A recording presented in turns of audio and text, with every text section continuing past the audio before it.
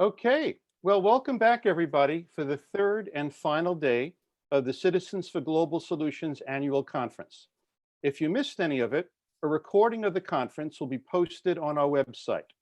We'll send a note to all attendees when it is up and posted and ready for viewing.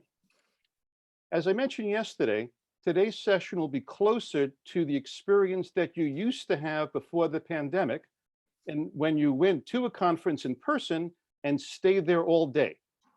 In addition to the two presenters on the last two Paths to World Federation, we have several other events. We've also tweaked the schedule just a little bit to give more time for one of our discussions. So we're going to move right into our first event. But before we do, Donna will share some Zoom tips for anyone who's just joining us today for the first time. Donna? Hi, everyone. Thanks for being here again. I'm just going to review a couple things for those who are still a little shaky with the various Zoom options. If you grab your cursor and come along with me and move your cursor up to the upper right, where you'll see the view icon, that's where you can click on view and toggle between speaker view, which shows you the speaker big on your screen, and gallery view, which shows you everyone.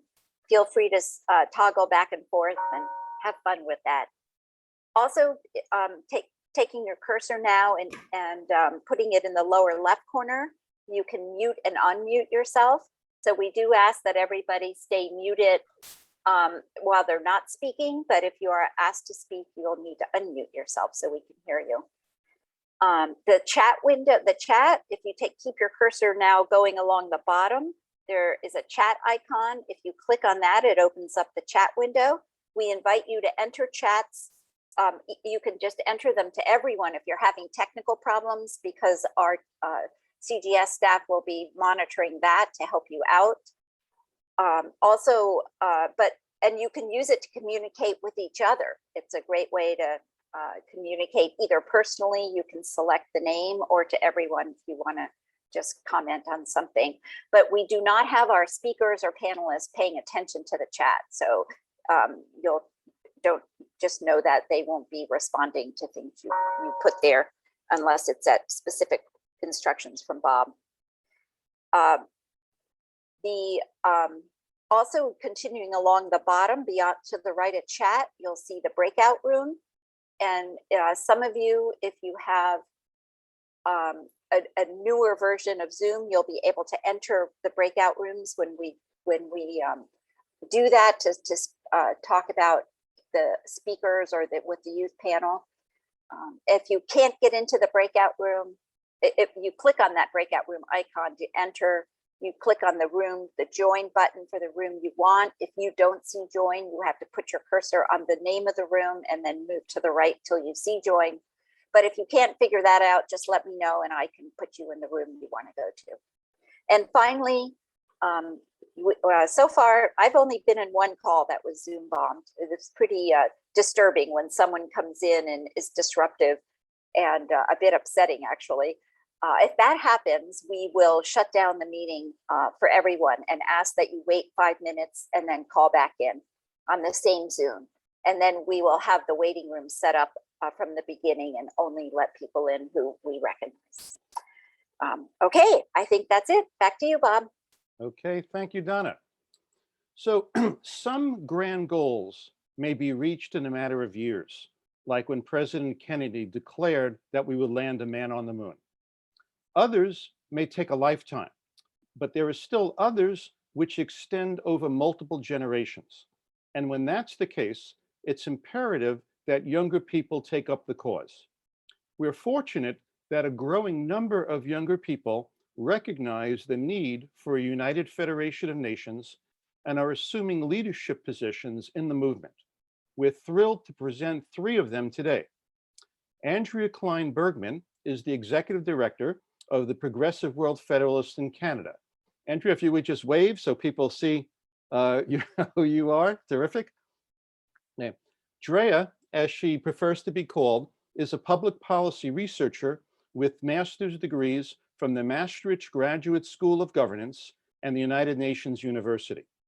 She has over 9 years of global program delivery experience including developing and delivering youth education curricula. She specializes in the evaluation of evidence-based public policy programs using mixed methods research, including field research in unstable and conflict zones in the Middle East and Africa on behalf of NGOs and the United Nations. Her areas of focus include education, housing, and health issues. Amy Oloo is a program associate for Democracy Without Borders. If you would wave, Amy, so we see you. She's a human rights specialist from Nairobi, Kenya, with a particular passion for women's rights and international criminal law. She has an academic background in international affairs and international law at the undergraduate and postgraduate levels. Amy is inspired by her faith, her family, and travel. Esther Mckeig, and Eston, if you would wave so we see you, okay? Esther Mckeig is president of the Young World Federalists, an international organization dedicated to modernizing the movement and bringing the message of World Federation to a new generation. He also serves on the board of directors of Citizens for Global Solutions. Esther has a BA in Global Affairs with minors in economics, religion, and culture from Western Washington University. He's originally from Seattle and currently lives in Berlin, Germany with his new wife. We've asked each of the speakers to introduce themselves, let us know what brought them to the movement and what inspires them, and what they see as the unique contribution that young people bring, including the best ways to reach out to them. Each speaker will have up to 10 minutes, and Donna will continue as the timekeeper. If you have questions, please put them in the chat window, and in order to, and please direct them to me. So I'm sorry, let me say this differently. Please, yes, put your questions in the chat window, but in order for me to direct them to the right people, please start your question with either to Andrea, to Amy, to Eston, or if anybody can answer it, then just write to all. And then I'll ask your questions when the time comes. So well, why don't we start with Andrea? Hello, everyone. I'm really excited to be here, share my experiences and the work that I've been doing for the last several years. So again, my name is Andrea Klein Bergman. I'm actually located in Toronto, Ontario. And as Bob mentioned, I'm the ED of Progressive World Federalism, an NGO here, newly formed last year. And I think I'll start first with, how I got involved with the movement. And it was about 9 years ago. And I was just coming to this place where, all of these global issues that just compound year after year, I think it's really easy to become jaded and indifferent because everything appears to be hopeless, and then on the other hand, it takes a lot of work to be able to say, we can actually make this world a better place. It takes a lot of collective action. It takes a lot of persistence. It takes a lot of energy, which is always the more difficult path. And at times it can feel really isolating. So just after I completed one of my master's degrees from the United Nations University, I got to see up close and personal how the UN system works. And again, I was just on this path of being really discouraged that our biggest international system of peace and security and cooperation is democratically put, utterly flawed. And we just keep repeating these grave mistakes over and over again. And it was even more especially evident, when I was on the inside, so to speak, as a researcher. And sadly, before that point, I'd never had heard of or been introduced to world federalism. And it was through my frustration that I met this really amazing group of inspiring people that inducted me into, I'm going to call it the ethos and the values of world federalism. And I was hooked from the beginning.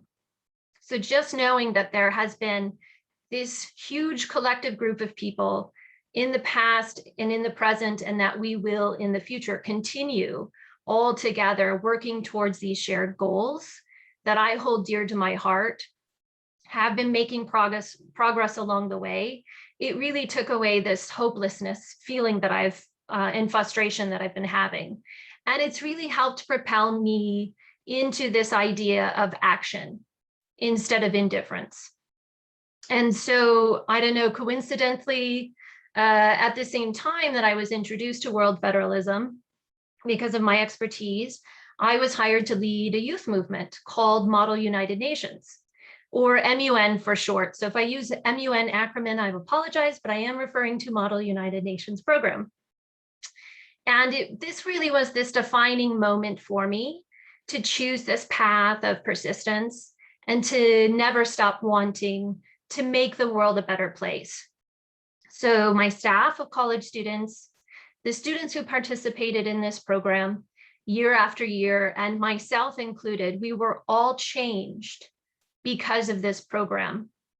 It's absolutely impossible to feel indifferent or jaded when you are surrounded by thousands of young students who are so enthusiastic and engaged in Model UN year after year. And I can't really speak to how youth will propel that forward because I don't want to speak for them, but I can say that because of this change and everything that they learn, I still hear from students, I still hear from my staff, and they continue to choose this really interesting path of wanting to make the world a better place and to be engaged with politics and decision making in all interesting and different ways. And it's really this perfect place to engage youth who are already kind of plugged into this idea of cooperation. And I want to just for a moment explain Model UN because it's a very, not a lot of people know, the ins and outs of it. So first, like I said, it's a youth program. It can run in middle school, it can run in high school, it's also in college programs, and it actually runs all over the world. And it gives students this opportunity to participate in a mock UN simulation. So students can participate in a General Assembly, they can participate in a Security Council, and think of all the dozens of UN committees that are running. So they are assigned a country that they have to represent. They spend months doing all of this research to prepare for the Model UN Conference Day. And then they are given this topic that they have to debate on with their fellow delegates. And I won't get into the whole mess with COVID and how that has put a stop on everything. I think that's for another discussion. But there's so many things I love about Model UN, but regardless of these students' backgrounds, their beliefs, they have to take on the perspective of this country. They have to work collaboratively with these other delegates towards this common goal. And it really inspires me because it's this youth program that creates global citizens. And what could be more central to our values as World Federalists than creating global citizens? So not only do they learn about global governance, because of these topics that they are given, they're learning about real world issues that we are facing today. They have to gain that different perspective. They're learning about human rights, peace and security, and my personal favorite, because we seem to be losing this as adults, how do we engage in respectful dialogue with one another when we do not agree?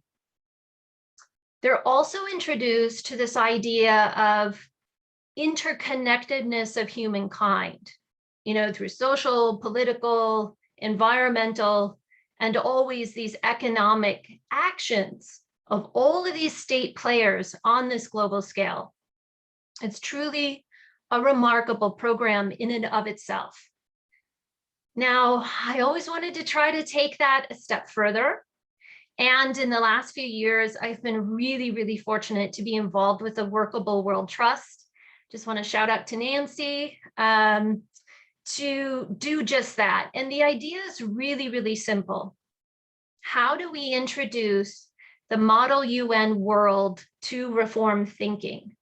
So it's this idea of challenging youth just a little bit more, not just to understand how the UN works through Model UN, but to critically think about how the current system is set up, how undemocratic it is, to think outside of the box and how to change this status quo that we are in.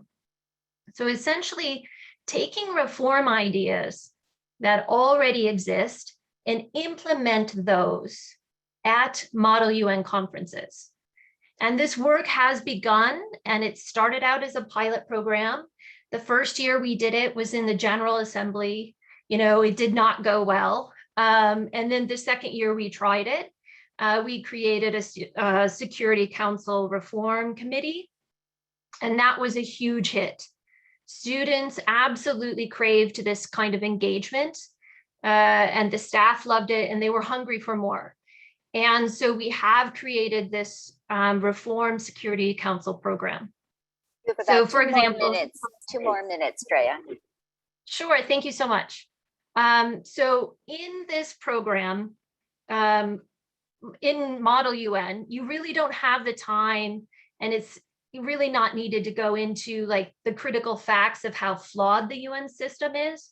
But with these reform models, you can, for the first time, have this space to get into this.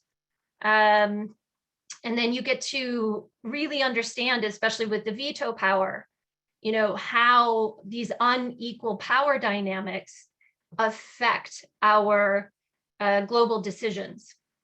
So personally, I believe it's our obligation to invest in these programs for our youth and invest in my time. And I believe that these Reform Model UN curricula is a great tool to create our next generation of global citizens with a direct pipeline into world federalism, which has all kinds of implications for our movement and greater participation in action.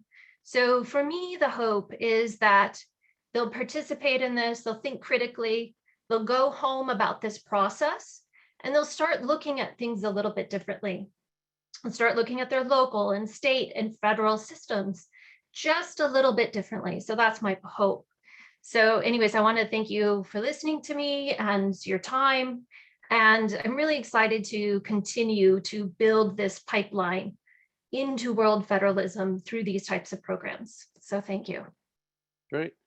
Well, yes, definitely. So, well, thank you so much, Drea, for your presentation and for all your work. So now we'll hear from Amy. Thank you.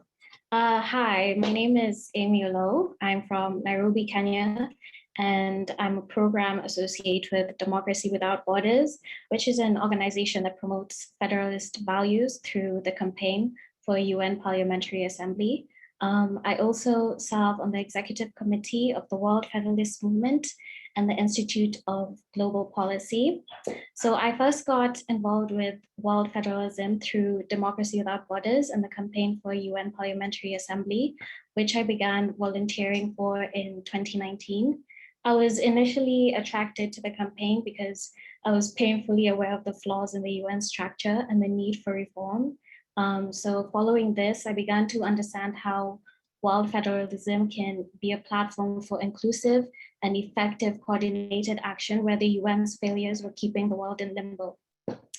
I believe that young people can get involved in world federalism by volunteering with various local and international organizations that promote federalist ideals, such as the Young World Federalist Movement and also Democracy Without Borders. I also encourage writing about related topics and getting them published. This is a really good way, in my opinion, to increase awareness of the topic amongst your peers. I also encourage supporting relevant social media campaigns and initiatives, such as the campaign for UN Parliamentary Assembly or the campaign for a UN World Citizens Initiative, which essentially calls for greater civil society participation at the UN. Organizations, on the other hand, can involve the youth by using social media platforms to engage with them and including them in developing programs and initiatives related to world federalism. I believe that organizations should also include the youth in decision-making and governance at the organizational level.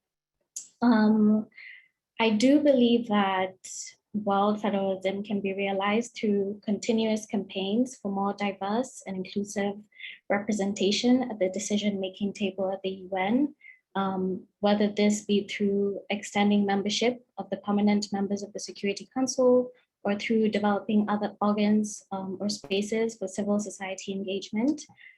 We can also make this a reality through strengthening existing platforms such as the World Federalist Movement, ensuring that young people, the Global South, and other interest groups are actively engaged in the movement. That's it for me, and I look forward to your questions.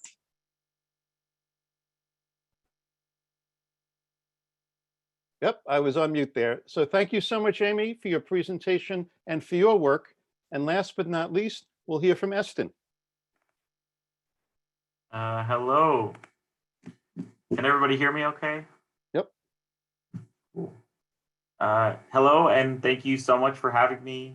And thank you very much to Donna, Bob, Janet, and the rest of the team for organizing this annual conference. I'm very honored to be here alongside Andrea and Amy. As Bob said, my name is Esther Mckeig. I'm originally from Seattle, Washington in the US, but now I live in Berlin, Germany.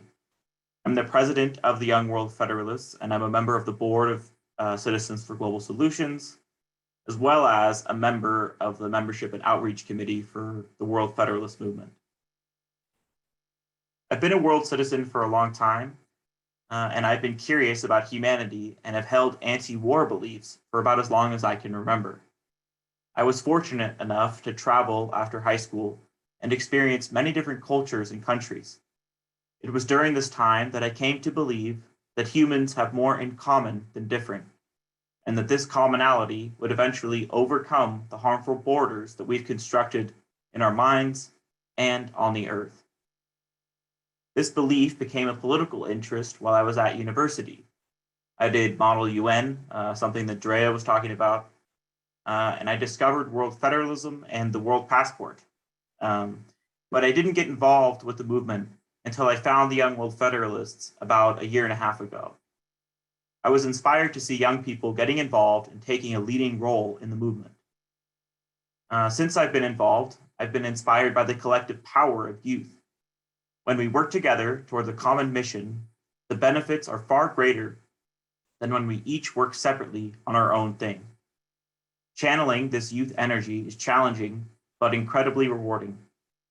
Young people are talented, curious, funny, and down to earth. YWF was blessed with an outpouring of support from our friends in the movement. Our naivety was countered by sound advice from experienced people in the movement. People like Bob Flax, who is facilitating the theory of change process to find a new direction for the movement. John Blasto, who is guiding the transition to the next generation of WFM. And Donna Park, who has been an amazing friend and mentor for me and the rest of YWF as we've come out of our infancy and navigated the movement for global justice and democracy. Of course, I'm eternally inspired by a democratic union of humanity, serving the common interests of Earth, finding global solutions to global problems like the climate crisis, war, poverty, and pandemics with a global democratic institution. In my work at YWF, I see that many people are inspired by the same message. Young people from around the world believe that transforming global governance is the key to solving global challenges. These young people bring energy, interest, and ambition. Often skilled with digital technology, this new generation of Young World Federalists is continuously finding new ways to communicate the message. Spread out over every continent, the diversity of the youth movement is complemented by a common desire to build support for world federalism. Members of the movement feel connected to something larger than themselves, something global and long-term. The monumental scope of the World Federalist vision can engage a young volunteer for some time and encourage them to develop their own unique perspective on the subject. Many in the youth movement support grassroots global democracy using new forms of democracy, like citizens' assemblies, direct democracy, and online deliberation. World Federation is an innovative approach to democracy, and the young people quite rightly associate it with other innovative democratic structures. Engaging with people's opinions on global governance, not just young people's, but everyone's, is essential for building a foundation of support. YWF has built a global community of youth by providing opportunities for people to express themselves and meet others. It is my mission for the next year that YWF continue to bring the community offline and into the real world. Finding support for real-world events for young people is essential. Educational seminars, workshops, and trainings, social gatherings, and reformed Model UN conferences offer students and young World Federalists the opportunity to meet one another and build relationships in the movement. This, more than a desire to reform global governance, is vital for engaging the new generation. I believe that with a strong foundation of youth activists around the world, this movement can make a difference. I believe that pushing human unity forward is possible when we are united and organized. This, of course, takes personal sacrifice from all of us. This is the nature of working within a group. Adapting to an energetic and outgoing youth movement may take some time. However, with a common strategy developed in the WFM theory of change process, I'm optimistic the movement can become more united than ever. I'm confident that the movement will identify the strength of organizations and focus a diversity of skills towards a common mission. I'm also confident that as an integrated movement for World Federation, we can harness new leadership from beyond the global north and build a truly global community of World Federalists. Each of our organizations can offer something unique to people, and it's important that these unique qualities are presented as opportunities for people to get involved. Newcomers, whether they want to draft an Earth Constitution, lobby politicians, form a youth club, make friends, or discuss global politics, should be directed to the organization with the capacity to meet their expectations. Everyone should have a home in our movement. It's just a matter of helping people find theirs. We are in a critical moment for our movement. WFM has new leadership with the mandate to heal and build unity. I am excited to contribute my time to this process and work with all of you to make this movement what I know it can be. Thank you once again to Donna Park, Bob Flax, Janet Mercer, and the rest of the team for putting on this great annual conference. If you'd like to learn any more about the Young World Federalists, you can go to our website, ywf.world, and I'll put some links in the chat. And I thank everyone very much for your time. Thank you. Great. Well, thank you, Eston, for your presentation and good work. And I want to thank all of the panelists for your inspiring words. So yes, round of applause. So at this time, I'll open the floor for questions. Again, if you put a question in the chat window, please say who it's directed to at the beginning so I know who to ask it to. And if you would like, if you're okay with anyone answering it, just put to all. Oh, and for those of you who are not familiar with the chat, just bring your cursor down to the bottom of your screen. You should see the word and perhaps an icon for chat. Click on that. It'll open up the chat box on the side. Then go to the bottom and type your message where it says, type your message here.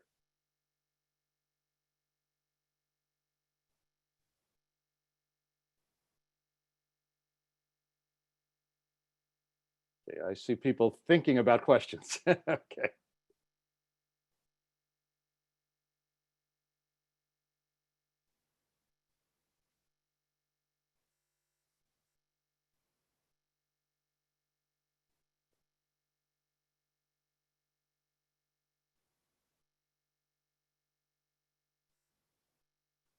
Okay, well, the first one is from Nancy Dunleavy, and it's addressed to Drea. What is the status of the Model UN Plus program being used in schools and universities? And is there any movement to create new modules?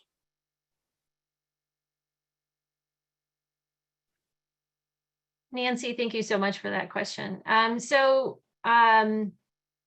worried about running out of time. I didn't kind of plug what we're doing here with CGS, but CGS and Don is part of that as well. And we are in the early stages here of going through and reviving this and making sure that, first we're going to update the curriculum a little bit.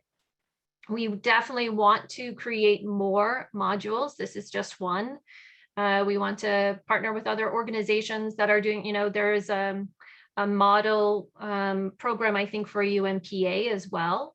That's been going on. That's pretty amazing. So that work is actually continuing outside of what we're doing. So we're not the only ones that love this, by the way.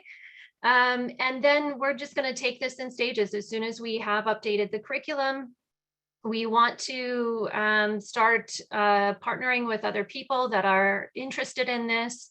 And I love that the Young World Federalist wants to be involved with this. This will help with this next stage and getting this back. I'm with, it's really hard with pandemic right now because some are online, some are not. What is safe, what is not?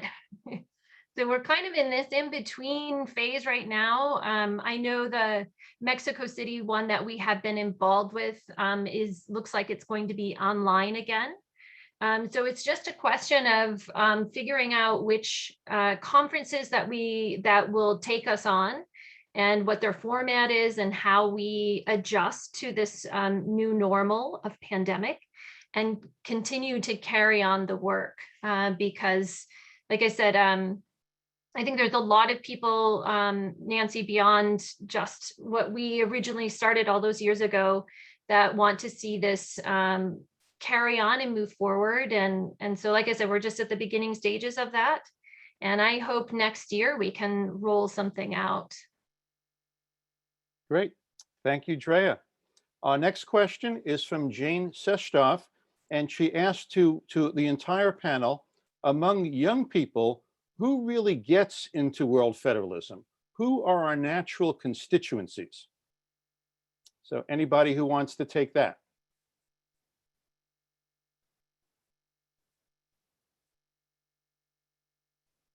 You can just unmute yourself and jump in. Yes. It could honestly be anyone that's interested in the cause that wants to support. That's it. Okay. But let me ask, of the people, just to kind of stay with that question, of the people you're seeing show up, are there any common traits, characteristics? I mean, other than an interest in this topic, is there anything any commonalities that you see, or is it a very wide and varied range of people?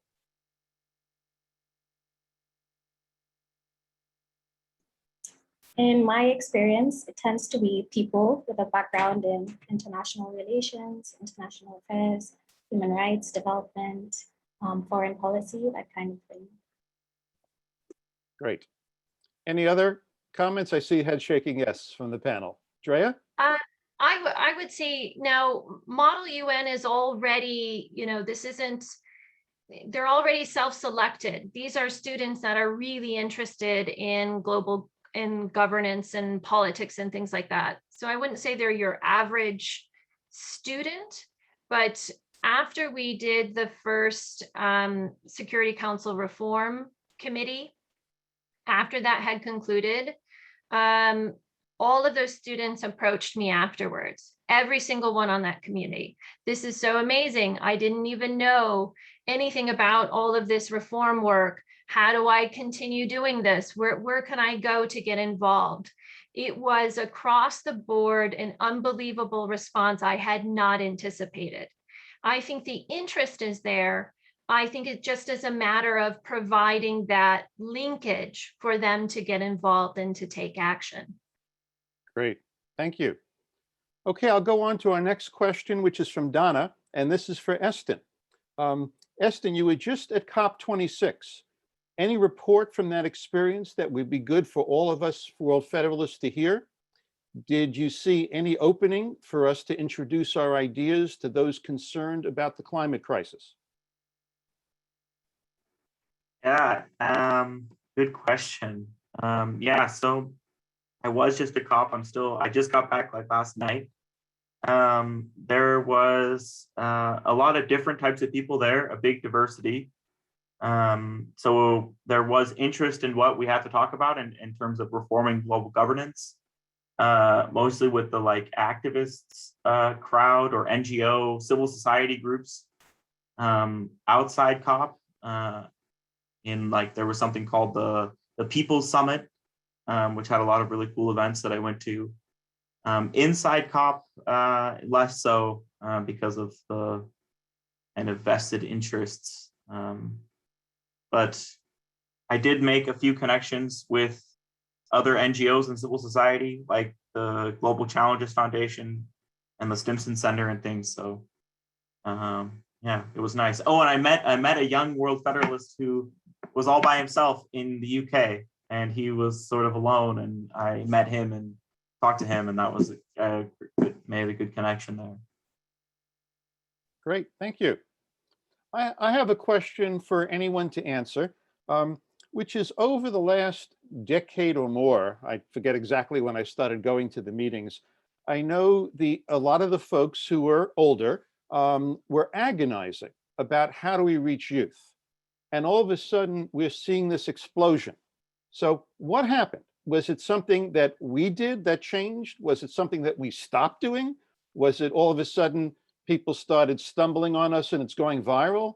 I mean, what's the change after decades of wondering, how are we going to involve younger people? Can anyone speak to that? Because I am actually wondering what's going on. So Bob, for me, I would say it's technology has advanced so much in the last decade at least that it's made it a lot easier. And you know, I've lived in many different countries and worked in many other different countries.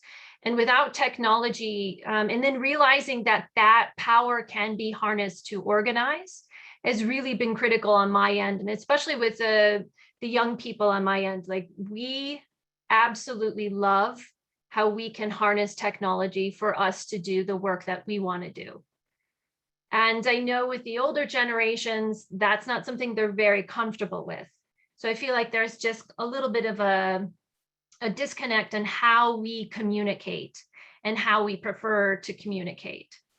And, you know, I don't want to call somebody on the phone. I love meeting people in person, but my preferred is through email and text and Slack and Discord and all of these things, right? But really, it's we have to find a way to bridge that divide of communication, I think. And I don't know how to get around that because we're so hooked on technology, for better or for worse. Right. Well, let me just ask an extension to that question, which is, we're using technology right now. I mean, we're all around the world meeting in this way. Do you think, you know, once we're past the pandemic, hopefully we will be, do you think we should go back to in-person conferences? Should we have them all on Zoom or whatever the best platform is then? Should we do hybrid events where some people are in person, some other people come in, which is a technology that's also available? And again, that question is to anybody. What do you think? What would be the most successful for us?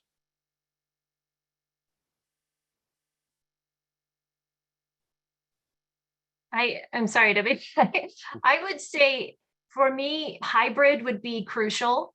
I don't want us to lose this ability to know how to interact with each other in person. I think there's some really, and I'm saying that from especially a Model UN perspective and what kids gain from being in person, but it's also an accessibility issue. How do we open ourselves up to be accessible to everybody? Not everyone can afford to drive or fly to wherever you're meeting in person. So if you also have this component of a hybrid where people can also participate wherever they are in the globe, I think would be really amazing. And then I would be able to, here in Toronto, continue to participate in your annual conferences. Terrific. Any other reactions to that? Because, you know, we're looking ahead to plan the next one or two of these. Or a thumbs up to what Andrea said. Yeah, Amy? I agree. I agree with what Drea said. And to your previous question, I believe like issues such as climate change are becoming so apparent.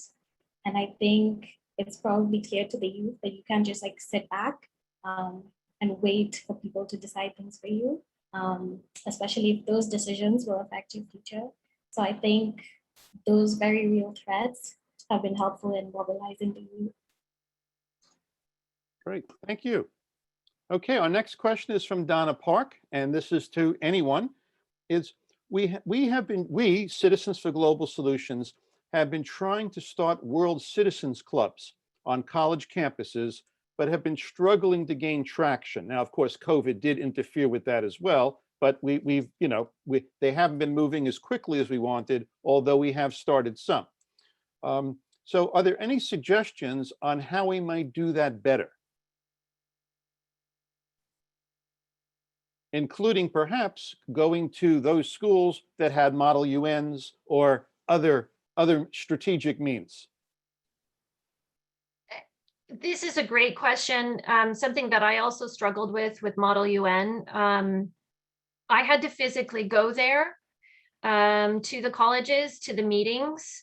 And I actually just stuck with college groups that were in line with what we were already doing with Model UN. So government groups, civics groups. If there was a Model UN club, I would speak to like the president, somebody in charge. Hey, can I come and speak can I have 5 minutes of your time and talk to you about what this is? And then I would go there and then I'd collect names of people who were interested in, and then I would follow up with them immediately. And that's how, but it wouldn't work through, they didn't really know what I was talking about. If I would send an email with information, it really was that one-on-one contact of having to physically go to those meetings. But again, this may be just specific to Minnesota. I don't want to speak for the whole country and other places, but that was my experience. Terrific. Any other comments on that? Okay, we did now get a few comments that came in that are related to these issues, so I will read them, and I think there's maybe a question or two buried in there as well. So from Regina, a comment that the pandemic Zoom conferences has allowed me the opportunity to connect with activists globally. Agree, it's good for the environment if not traveling. Some in-person meetings build stronger bonds though. So I think that sounds in accord with what was said. My chat just jumped. Let me find where I was. Okay, great. From Jane Shestoff, hybrid is hard to do well. Having separate in-person and online events, maybe at different times in the year, might work better. So doing both, but not necessarily hybrid. From Arthur Kanakis, decentralized governance can build a regenerative economic systems with powerful feedback loops to heal our planet communities. Okay, I'm going to go back to questions for the speakers. Let me see if a few other things in there. Let's see if there are questions. Yes, so also from Arthur, I guess this is to all. Do you see possibilities of evolution of world constitutions now into tech cyber era to use Zoom type interactive people powered governance from the Earth Constitution to the latest Seeds Constitution?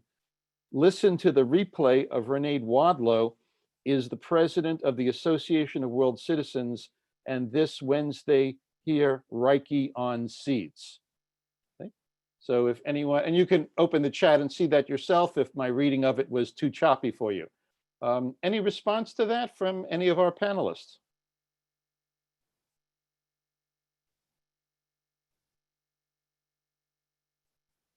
Okay, so I'll let that stand in the air for the moment. If a reaction comes up, please feel free to jump in. I'll move on to the next question from Larry David, which is, Eston answered this to me personally, but here is the same question to all.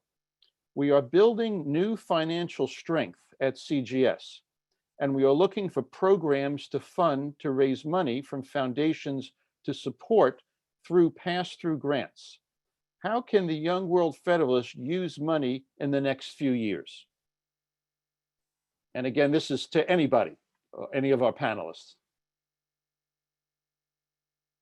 So if we're writing checks, what would you submit a proposal for? Yeah, I mean, I can just say that I answered that already, like you said in the chat. I answered that, and I was just talking about how we're trying to bring sort of young people interested in the cause to one location to meet each other and build a community. And ideally, that group or these participants in this event would be they would have an even geographic spread from around the world, so the participants wouldn't be dominated by one region or country or something, but it would be a representative body, I guess, so to speak. Yeah, so that's the idea. And then also other ideas of just bringing young people together in the same region, like in Europe or in North America or so on and so forth, just bringing people together to meet each other and do all sorts of events. But really the baseline, the costs have to do with travel and accommodation. Yeah, so that's sort of my answer to the if you're writing checks, what I want to use it for. Okay. Any other wish lists from the other participants, the other panelists? Amy? Yeah, sure. I think something around helping marginalized communities deal with the effects of climate change. I think that would be crucial. Also probably something to do with helping people tackle the challenges that would come from tech and artificial intelligence. I think that we're currently poorly equipped to deal with those two issues. So that's where my money would go. Great. And I would say on Yep. my end, related, of course, to Model UN, is to be able to bring back scholarships for students who normally wouldn't be able to afford conferences and to be able to participate. They really want an equitable program where everyone can participate regardless of their background. Great, thank you. I want to piggyback on Eston's response and ask a question off of that, which is on the first day of the conference where we were talking about the programs that CGS has or is developing. One of the ones that we're developing is what we're calling a leadership program with tracks having to do with learning about World Federation, learning about nonprofit management. How do these systems work? How do you start one? How do you build it? And also specific leadership skills, project management, time management, and so on. Would that be the, something structured like that, be the kind of thing that you, all three of you think would attract people? Would something that's more of just a social bringing people together? How would you structure that if you were bringing younger people together? What do you think should be part of it? What might it look like? Bob, do you mean like a leadership type program? Well, we were thinking of different formats. Yes, we were thinking of a leadership program with those three main components, whether that's a 1 week thing like Event at 10/8, but not on that island in Italy, but here, or whether it's a year-long program with ongoing modules on its own, or an ongoing program that culminates in then bringing people together. So we're kicking around different formats. And certainly you can comment on that too. What would be a good format? But I was also asking what should happen there? What should be the content as well? And we'll continue these discussions later. In fact, just to let everybody know, I'm looking at pulling together a task force to begin designing a pilot leadership program. But what's your thinking on that now? From the students and my work with them through Model UN, they are absolutely craving opportunities like this. They want to become leaders, and they're not given a lot of opportunities to do so. So, they do learn a lot of public speaking skills in Model UN, but there's always a confidence issue with that. So if you're building a leadership skill or a leadership program, they need to know how to speak to people and what types of people they're speaking to, right? How do they engage with various organizations? How do they make changes that in these topics that matter to them? You know, Amy keeps bringing climate change. That is the #1 issue of all of these students that I've worked with. They are freaking out. How do they actually move forward and speak to their city councilors? How do they speak to their state government and on a larger scale? These are things like they just don't know where to start because it's very overwhelming. And if they had a program that's like step by step of teaching them how to debate and speak and how to formulate what they care about in a really coherent way, I think would be invaluable to them. Thank you. Okay. I'll go on to our next question then. It's from Gail Hughes. There's concern that the term World Federation is hard for young people to relate to. Do you find that to be the case with all young people? And I'll add to that, if there are other ways that you find useful to describe our work, what are they? How do you talk about it? What labels do you use? And that's for anybody.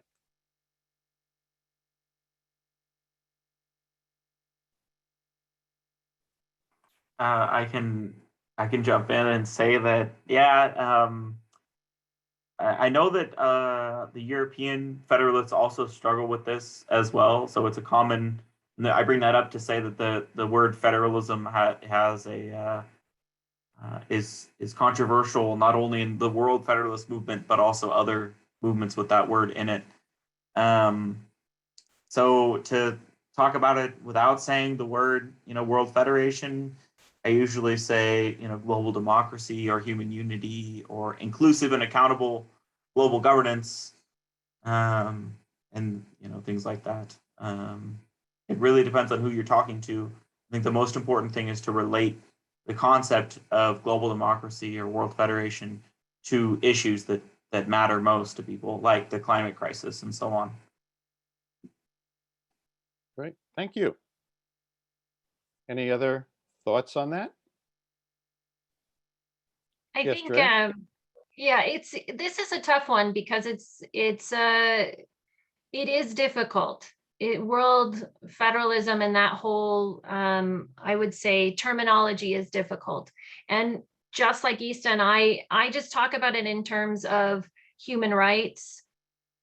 I talk about it in terms of global democracy, but I use these terms that people are familiar with these common values and goals that they absolutely understand. So I kind of remove world federalism from the language of people who aren't world federalists. And I just talk about, like, what do we want to achieve and what is the most important thing and what do we all value?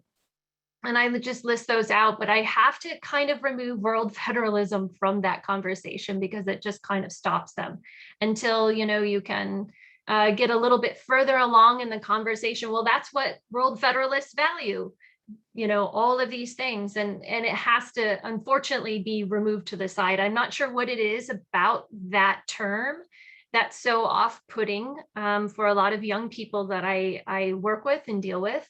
But again, it's exactly what Eston said. It's just finding that common language that they already know and harnessing that. Great, thank you.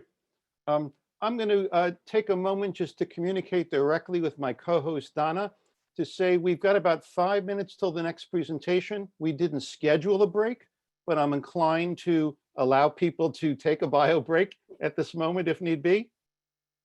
That would be fine with That me. work out? Okay, terrific.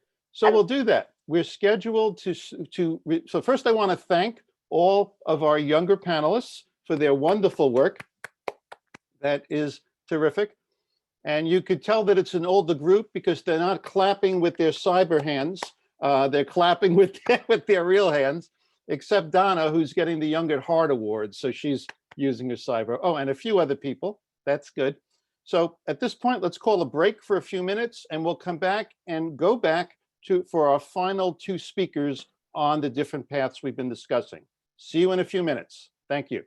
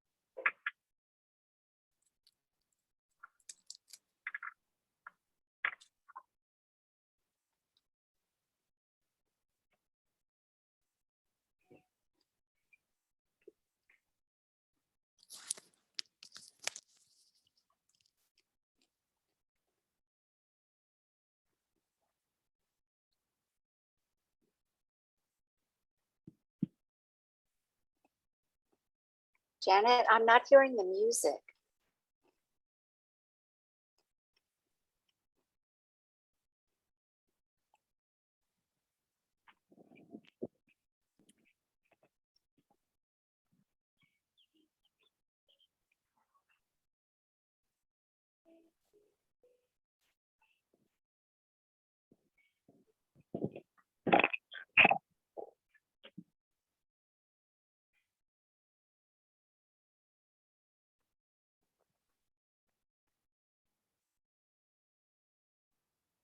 Janet, you stopped sharing your screen. Did you mean to do that?